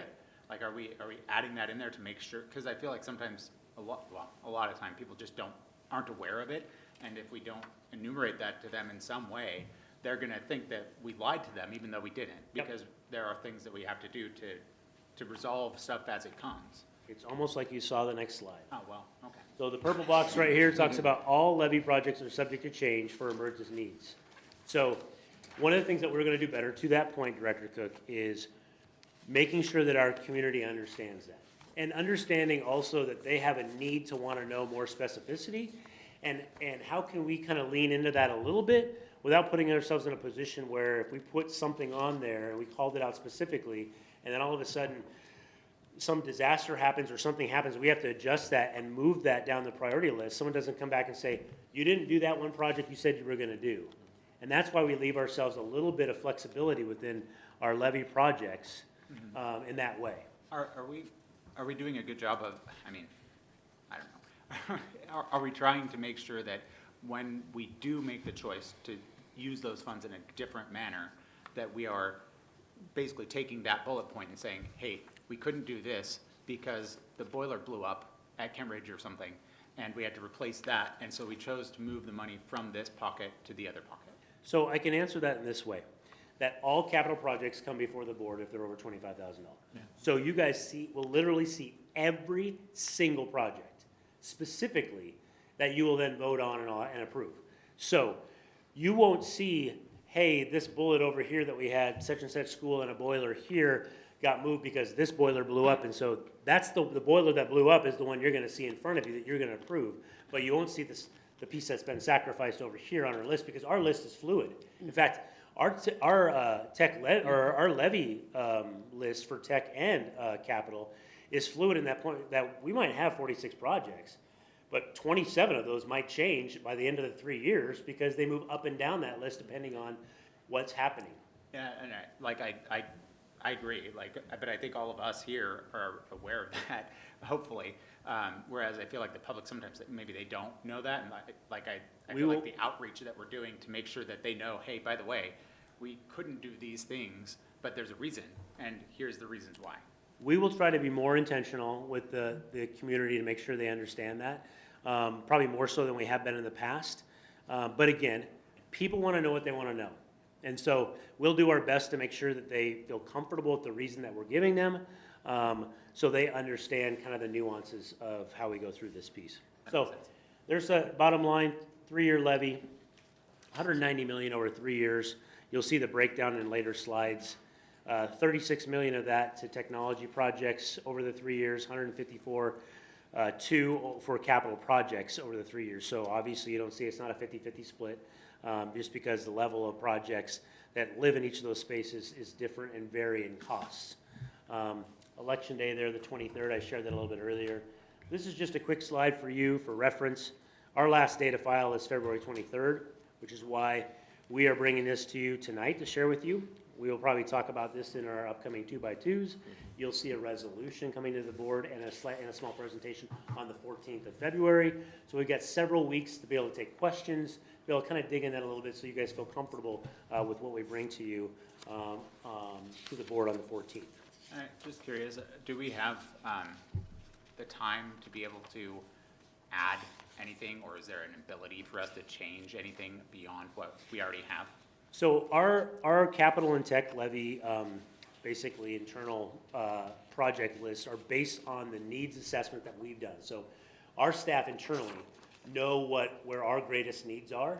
So we wouldn't expect that a community member, or even a board member for that matter, might know more than what our assessments that we do on our own physical spaces. So yeah, it doesn't mean you can't ask those questions, figure out if those are fit in there somewhere, or bring up a project, you're like, hey, is this on there, or have you thought about that? That's totally fine. I guess I was getting at like our deficit that we're facing, right? And because that ties into our revenue, because we're obviously upside down as far as that goes somewhat, and we're trying to resolve that, of course. Is there any way for us to resolve that on the revenue side as opposed to on the expenditure side? Or is what we have now, that's just how we have to do it? Well, I'll just speak to it briefly, and whether Ben wants to kind of add to this when it gets to his part towards the end. But I would say that this is a replacement levy. Yeah. So it allows us to continue to maintain the work that we're doing. Like, obviously, there's some projects that we're going to be doing that are critical in need, but it's not above and beyond. It's not something like, hey, maybe we can help our financial crisis over on the general ed side or the basic ed side of the house by pushing some of that into this. I mean, you could, but it's going to then have a ripple effect on the impact of these pieces as well. Are we able to do another levy? I mean, I know we ran 2 before. I am not suggesting that that we have time to do so. I'm just wondering if that's a possibility for us to do. You know, I don't have the answer to running another levy in addition to the EP&O we just ran, which we passed, and then this levy. I don't know if there is another levy, like a levy to run to help support the fact that we're in a financial situation. I've never seen that done in my years in education. Okay. But it's a good question. We can always look into something like Appreciate that. it. I wonder also on that one if that would have an impact on the number one reason why people didn't vote for the levy is that Cost of living and taxes. the cost of taxes. So I don't, yeah. I mean, I guess you balance that, right? I mean, I don't know. And if we provide it to them, it gives them the option, whereas like otherwise we don't give them the option. And they could still say no. I mean, I don't know. All right, so I'm going to pass this over to Kyle Olson, who's our Director of Technology and Information Systems, and I'm going to let him walk us through the tech levy side of the house. Thank you, Dr. Behringer, Superintendent Vela, esteemed members of the board. I'm going to present the next few slides to you. So the first slide here is basically just saying we've got multiple categories, right, when we're talking about the technology levy. The largest percentage by far, right, 57% district devices. Infrastructure is the stuff that kind of behind the walls you don't really see, but it's critical to make the devices function. If you have good infrastructure, your devices will seem faster and better than they are, right? You've got technology subscriptions, software. You've got your professional learning. It's important that we teach our teachers how to use the technology, and then we have administrative and operational salaries. So district devices, really what we got on that is one-to-one devices for all staff and students. We have a document camera replacement. Document cameras in our schools are very old, in some cases like 10 plus years old, right? So it's just time. And then classroom display systems, towards the end of the levy, we have money earmarked to start to replace some of the interactive flat panel displays that are now out of warranty and have been out of warranty Promethean in boards, some cases. I see. Yeah. Yeah. Whether we go with Promethean or we go with a different type of technology, we have money set aside to do whatever it is we decide that we feel that we want to do. Infrastructure, kind of again the stuff that kind of behind the walls that people don't really think about, but right, we're using infrastructure right now, talking over microphones, live streaming over Zoom or over at YouTube. Some things like district cabling upgrade, it's important. We're going with Cat 6A in our ceiling spaces, firewalls, disaster recovery plans, switches and wireless access points, voice amplification systems. Sorry. Yeah. Sorry, I was just wondering, is there a reason why we're sticking with Cat 6A instead of moving up to Cat 7? Is there a difference between them that would be beneficial versus one versus the other? Cat 7 is super expensive. Yeah. Super expensive, makes right? sense. And Yeah. Cat 6A still gives us 10 gigs, right? And so Cat 7 doesn't really give us really anything that we're not going to get with Cat 6A. I see. But that's a great question. In fact, we just kind of were talking with some industry experts and we asked those questions. Yeah. Because, you know, there's constantly new technologies out there, but really we feel Cat 6A gives us the best bang for the buck right now. We can still do PoE++ up to 100 watts over that. You know, opens up some technologies that just weren't available even just a couple years ago. Yeah. So, great Yeah, question. I know the difference. You know a couple things, huh? Well, I do work in this stuff, so, but yeah, I understand, you know, the Cat 7 is so expensive because it does separate the channels. It makes it a much more robust and, you know, larger conductor for all of that, but I was just curious. Thank you. Yeah, we should do some more talking for sure. Yeah. Love it. If I may, that's a good example of the type of thing that could change over 3 years. Yeah. You know, we talk about the fluidity of the needs and the type of projects and whatever. 3 years, we could talk about a whole different set of wiring and Yeah. different set of. Cat 8. Yeah, because there was Cat 5, there was Cat 4 before that, Cat 3 before that, you know, I've seen it all. I love it. Yeah. Good to know. Thank you. So yeah, voice amplification systems, we have those in our school. You know, funny enough, like when talking with teachers, one of the more transformational technologies, and you wouldn't think about it, but is voice amplification systems in the classroom so that it spreads the sound out evenly and everyone can hear what they're saying. So wouldn't have thought that, but in previous districts, you know, when we did that project, it really made a huge difference. And so we have that, you know, Kent's been very fortunate and very blessed. We've had that in our schools for a while, right? But it's been such a long time that they're starting to fail, right? So we have some money set aside again in the latter years to start to address some of those that were installed first, if that makes sense. Are we looking at having those in every classroom? Yeah. So when students move classrooms, or the amplification per child where the teacher, that they wear? Yeah, absolutely. Yep, all of that Okay. should be included, yep. That's great that it provides that ability to support our disabled youth. I think it's just fantastic that we have that ability. Yeah, for sure. Super important. Intercom system, again, a technology that's on the older stages, not IP-based, right? Analog-based, and it's hard to get parts, it's hard to support. We're running around like crazy all the time trying to support it, right? So at some point, the levy needs to come in and kind of replace systems, right? So we have that on the docket over the next few years as well for that. Data center UPS system is time. It's out of support, and one of the more critical pieces of equipment that we have in the infrastructure. Is that held on site here? It is, yeah. It's over in that room, and one of the highlights of the Kent School District, when I came to, I've only been here 6 months, but when I came and I saw the beautiful data center that Kent School District has, I was like, oh my goodness, this is wild. So the UPS, yeah, a whole room, and the UPS almost takes up the whole room, Oh, yeah. right? So again, you probably know all about it. Yeah. Okay, technology subscriptions. So devices and infrastructures are great, but we need software, we need subscriptions, and that costs money, and it's very important too. So a list of some of the technology subscriptions that would be funded out of the technology levy. After that, professional learning, and I want to invite a good friend of mine, Dr. Rebecca Kim, to maybe talk a little bit about professional learning and some of the things that we might do with. Can I ask one question about the technology? Yep. Technology subscriptions. Does that include our contracts with service providers? Is that also in? So it's not like our dark fiber leases, that type of stuff is not in the tech levy. Yeah. But what is like the student information system. I see. Microsoft licensing is a huge one when we're a Microsoft district. Web filters, that type of stuff. And as far as that goes, I know a lot of parents have been concerned with the multiple outages that my employer has caused. And so I wonder about, diversity of our system. Yep. And if we have plans to better diversify that.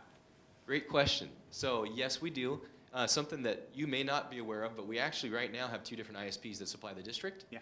Unfortunately, they just run over the same path, right? So it's not really giving us anything. So we actually have an RFP out right now that we can talk about a little bit later that hopefully will address that. That's That'd be one of great. the ideas. Thank you. Yeah. So in addition to the amazing hardware that we would have, the usage is very important, and the impact on students as we talk about preparing students to be global citizens for 21st century skills, et cetera, et cetera. So a couple of these ideas here are to enhance the professional learning for the adults so that students can realize those impacts. So project-based learning, training, those come with some costs. We have some schools like the Kent Meridian Tech Academy has some great project-based learning taking place across classrooms. And wouldn't that be amazing to be able to offer that across all schools so that we recognize students have different ways of learning. Innovative Leaders Cohort, right now we have an ambassadors program that's been led by under the leadership of Mel Benner, recognizing that it would be important to have that across all schools, that there's some type of a champion and a lead learner around innovation. And so it would be the cost of extra service time for teacher leaders. AI training. We know AI is a big thing across the world right now, and it is inevitable that adults and students will be using AI. And so do it responsibly is going to take some calibration and guidance. We are already starting that conversation in teaching and learning. And so just enhancing what that learning can look like across all of our schools is another goal and vision. Digital and media literacy training. So yes, we want students to know how to log into a tool, but we also want them to be able to identify high quality media, have media literate skills so that they are able to differentiate between what's real news, what's fake news, and how do we take high quality information to be able to engage them in learning. So training around that piece. And then innovation conferences. Innovation is always evolving. There's always something new to keep up with. So just ensuring that there's targeted learning space for those who are leading this work is just another allocation for professional learning. Okay, so the last slide that I got here is administrative and operational salaries. Basically, the tech levy is a little specific on what it can fund, but one thing that it can fund is it can fund the people in my department to actually implement some of these systems. And when we implement our own systems, we save so much money, it's not even funny. So, so where we can, where it makes sense, we have dollars set aside to fund certain people within our department to actually help spearhead these systems. So that's what this last part's for. And I would imagine that those same can be used, those same resources in the way of people can be used in other ways as well. Like they're going to be doing, upgrades, but they also can provide support as needed. And so technically, the levy is not allowed to maintain or provide support, right? Okay. So for people, at least, Yeah, right? I see. So that's kind of one of the caveats, right? There's really We have to have them some for- real big rules around it, and it's one of those things that's a little tough. But we've done a really good job and plan of making sure that we can at least the initial implementation part, we can catch that. And I assume that we can continue that, like each year that person can stay on doing this project this year, another project next year, another project. One the good year after. example is we have someone that might be doing intercom systems one year, might be running the district cabling job one year, even though vendors are installing it, right? There's a great deal of coordination that needs to be done. And then we have other people that might be installing switches and access points, even though they're getting help or whatever like that. So That's great. yep. Thank you. I'm going to pass this over to our executive director. Your buzzer. Thank you, Kyle, appreciate it. I'd like to talk to you a little bit about the 3-year capital projects. Again, I was glad to see that we have this much money in there. It's always nice to see big numbers because our buildings and our kids definitely deserve it. So if you look at our critical repairs, they run around 77%, health and safety at 11, contingency at 7, and administrative costs about 5. Before I even get into one thing, I want to come back. There's a top cat in every classroom. There's an omnidirectional speaker in every classroom in this district right now. That's cool. So we did that during the Promethean board. So let's talk a little bit about critical repairs. I know President Margell, you have said many times about sexy boilers on the dais. People love talking about boilers. Absolutely. So when we think about things like that and how priorities change, like Dr. Behringer had said, there's no sense putting carpet in a building if the roof is bad. So again, it's all about priority. So this is kind of what we think about. Don't have a boiler, don't have heat.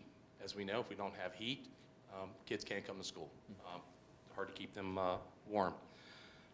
New synthetic fields. I know that some people might think that, how critical really is that? But Mill Creek, if anybody knows Mill Creek, that is definitely a critical repair in our district.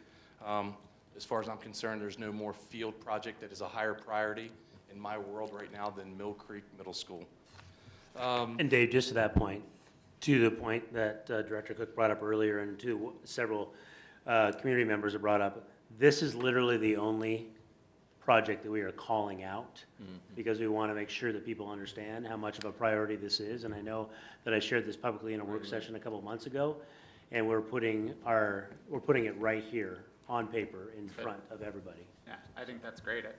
As far as that goes, I know we had talked about the working with the Army Corps of Engineers and the City of Kent and everyone involved to make sure that we're doing it correctly. Where are we on that process? I'll just say that just really quickly, that we're meeting on a regular basis, and I would say when I say regular basis, it's almost weekly.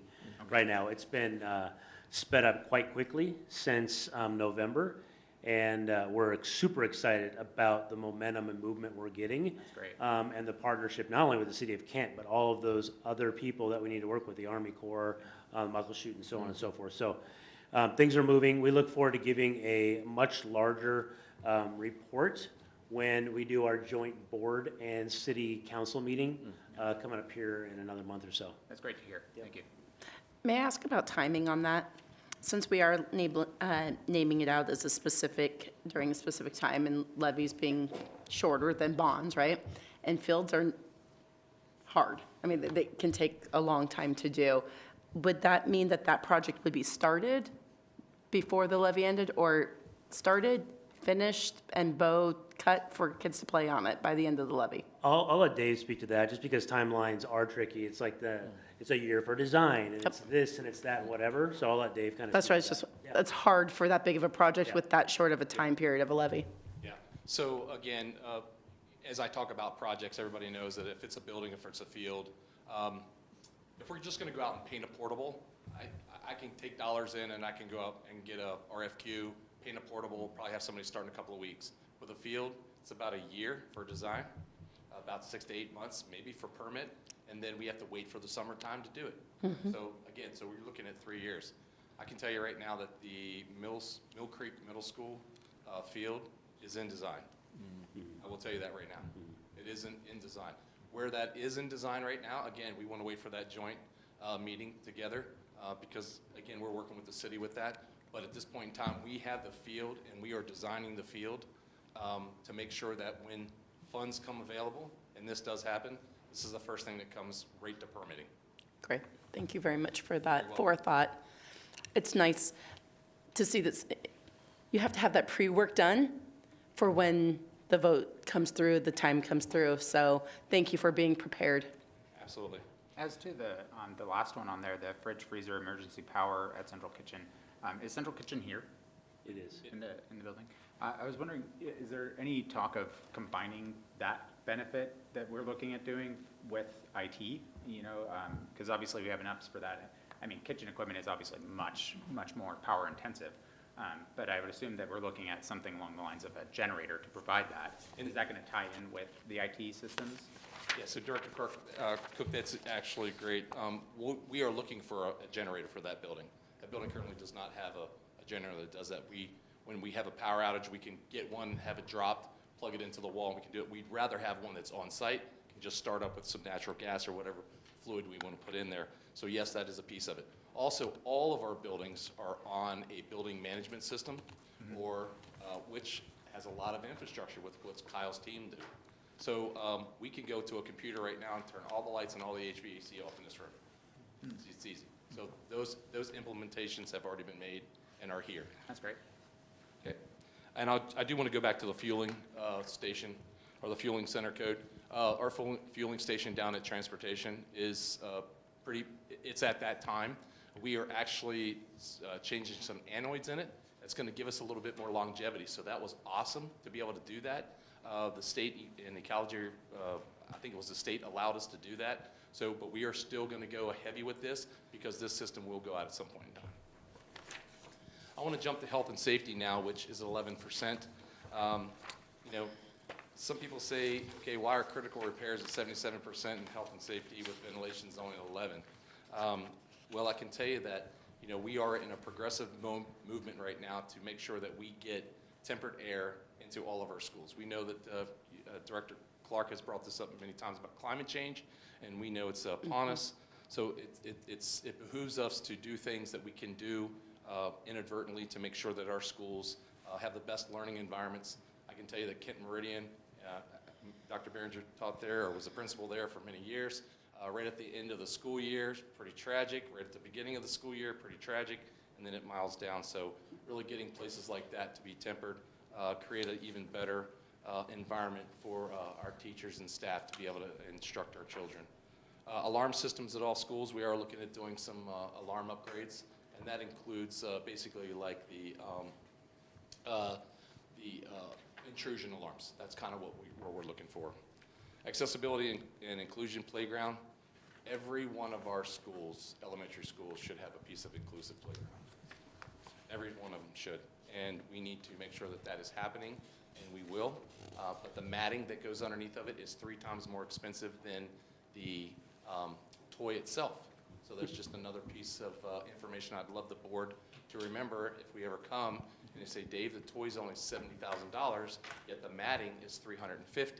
That is correct, because it's all about the safety on the ground other than what the monkey bars that they're climbing on. And I see your wheels are turning. Put them in pools. Oh, I knew that pool was going to liability. I knew that pool was going to. President Margell, we will have a discussion. Never said that. And lastly, for this one is entrances and additions for access control. There's not one person, I don't think, that does not want our children, our staff, and our community to be safe in our buildings. So that is a commitment for us to be able to do that, and we can move forward.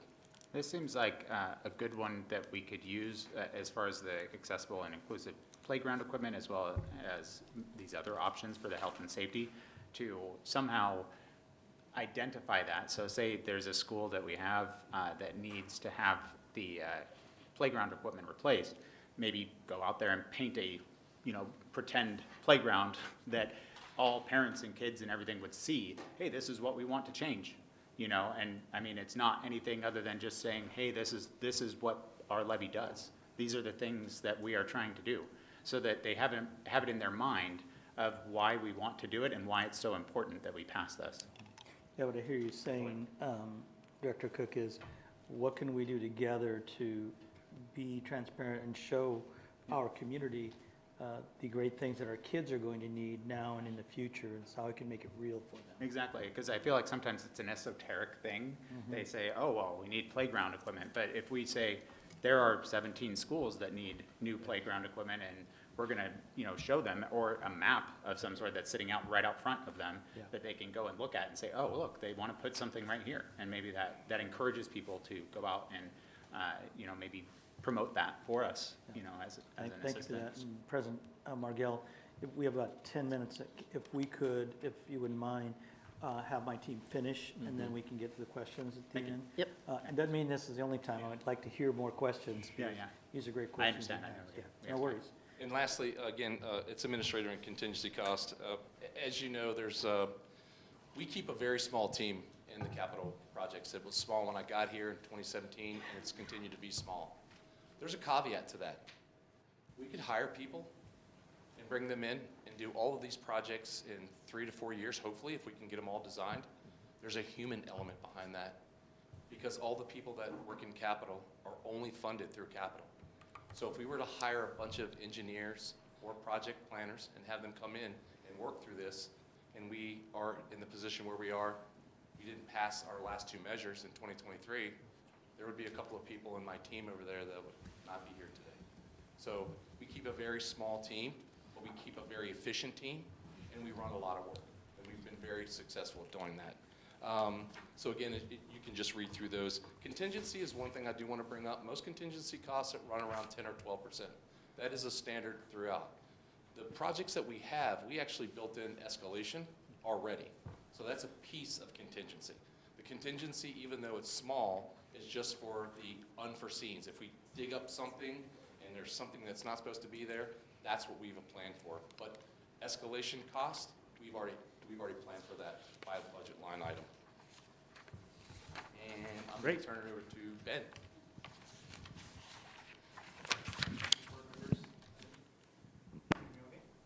It's not on. No. There you go. Nope. How about now? There you go. Now we can. Third time's the charm.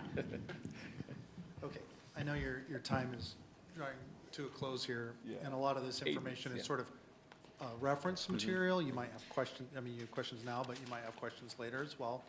Some of it's pretty detailed, and that was by design, you know? We always hear people want to see transparency and get the data out there, so some of these slides we understand are very detailed, and you don't have to digest them in 8 minutes. It's to ask questions about later, but it puts it all out there. The first slide shows you essentially where we're at from a tax rate standpoint, and you're really zeroing up on the green part of the stacked bar, which is the capital and technology levy rate component of the overall rate. So you'll see the 2024 rate plunged, obviously, because we had the double failure, right? So what you're really dealing with is essentially a flat tax rate net of that 1 year where we've got the double failure. So that's how it looks from a total rate standpoint, and it also depicts the relative contribution of those rates by the 3 major components, which is the capital and technology levy rate if it passed, the current debt service load that we have, which is paying off the bonds that we sold to do prior projects, and then our EP&O, which, as we know, thankfully passed. The next slide basically does a similar look, but then looks at the nominal dollar. We're not looking at rate anymore. So we get comments about, well, don't, if the rate's going, that doesn't mean correct. So we look at both, right? So you see the same general shape here, okay, where calendar year 2024 shows that plunge because we had the double failure, okay? But if you look at 2023 and you look at sort of the trajectory to 25, 26, and 27, it's the same sort of inflation-based approach, and we did not change the total numbers in the 3 calendar years of the ask. So when we ran the capital levy in November of last year, if you were to compare the numbers in 25, 26, and 27, they're the same. The only thing that's really changing is that initial calendar year 24 ask, which was unsuccessful, okay? The next slide, now we're getting more and more detailed. People always ask for this simulation, like take an average home. So that's what I've done here, and according to Zillow, for whatever that's worth, the average home price is $601,000. So I used $600,000. And then the final slide is pretty much anything that anybody could ever ask for, I think. I mean, I don't know what else to put on here, to be frank. I don't but see a kitchen sink, just saying. That's right. But it really is sort of like, here, this is full transparency. And so at the top, what you see is that essentially our total taxing authority as a school district and our total tax rate as a school district has essentially 3 main components. okay? And you see those stacked for each calendar year, and then you see the total amount of the taxing authority. So let's take calendar year 2024 there. You see that it sum totals to about $125 million, right? You can see that's substantially less than 23 and 25. Why was that? The double failure, right? This proposal is reflected in the blue highlighted numbers, which just assumes if this passes, we'd essentially go back up to the prior trajectory of revenue collection and taxing authority. In calendar year 25, it would be about 159 million, then 166 and 173. Again, what's on the ballot is just the blue portion. So when people go to the voters, they'll see $60.9 million. They'll see $63.4 million. The other ones are already currently baked into our current authorizations. Then it shows the rate components based on those amounts.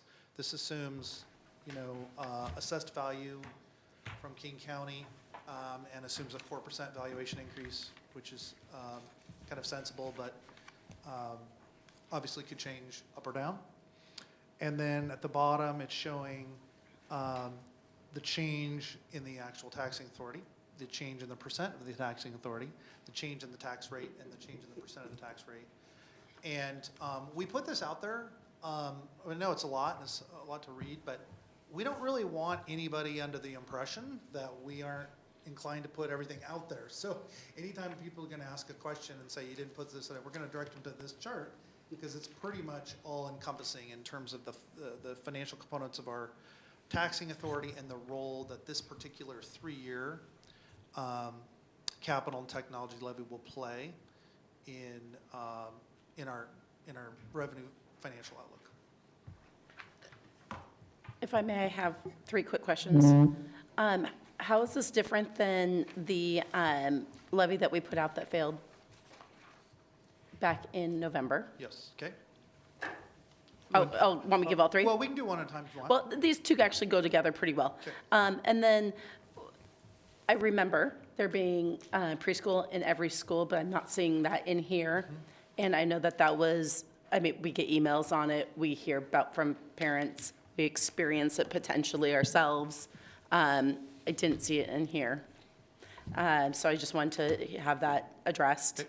And then my last question was about, as much as I love your chart, something like this may not be as easily understood Yes. in a voter pamphlet.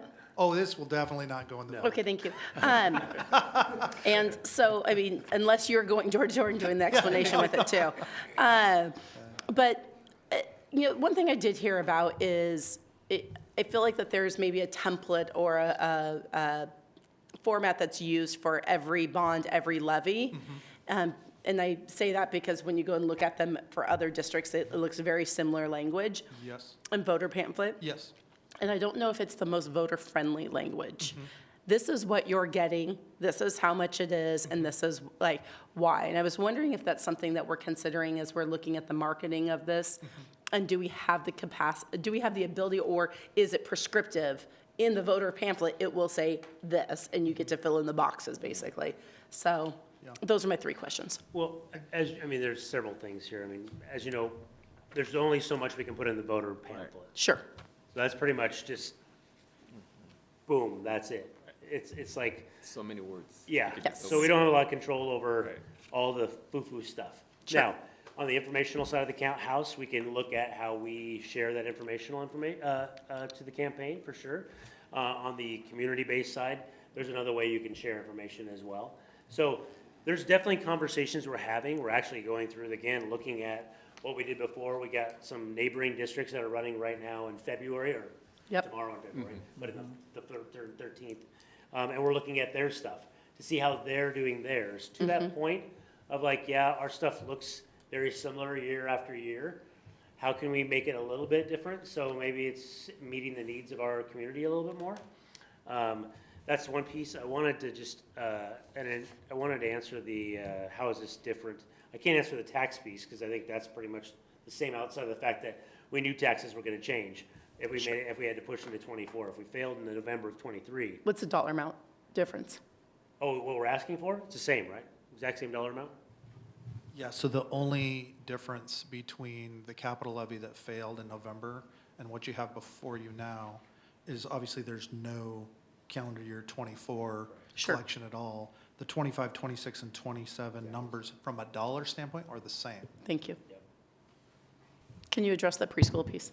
Oh, I can address the preschool piece. So that was one of the things we put in there because when we changed boundaries, there were created space in all of our elementary schools. And so we thought, you know, with a focus on how important early childhood education is and early learning is, that we would use capital dollars to create spaces, not bring preschools into them, create spaces for preschools to be able to eventually be in those spaces. We heard a lot of feedback from employees as well as the community of why is that a focus? If you don't have a plan and preschool's not gonna happen right now, like why are we doing that? Why are we spending the money until we have all that stuff figured out? And so it actually came back, it was the second lowest rated one in this particular survey as well. So we decided to pull that piece out. Okay, thank you. Yep. Any other Great. questions from the board? I think Faith had a Yeah, response too. if I may, really quick. The reason why you see a lot of the same words and used across districts are because of PDC guidelines. So we're That's very what I was wondering, if it was limited in- prescriptive. In our information campaign and what we can say and not say. So there's certain words that have been kind of approved, and so we all have jumped on the same bandwagon, but not to say that we can't look at that again. Appreciate that. And just one more ask, anybody else questions? Okay, it is 6:02, and we are adjourning. Thank you. The work session is adjourned for an executive session for approximately 60 minutes.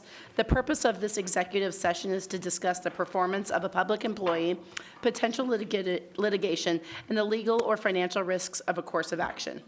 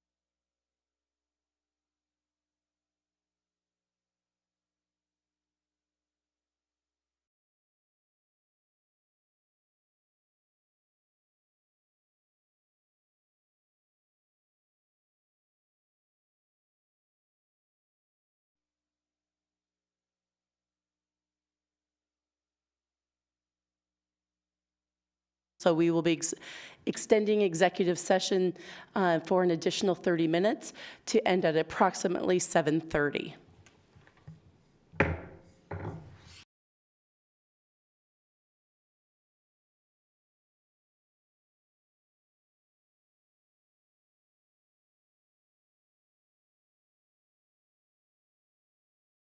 You can just do. It is 7 o'clock, and I believe that there was not all of it recorded when I said this last time. It is 7 o'clock. We are still needing additional time for the board in executive session, so we are extending the executive session for approximately 30 minutes until 7:30.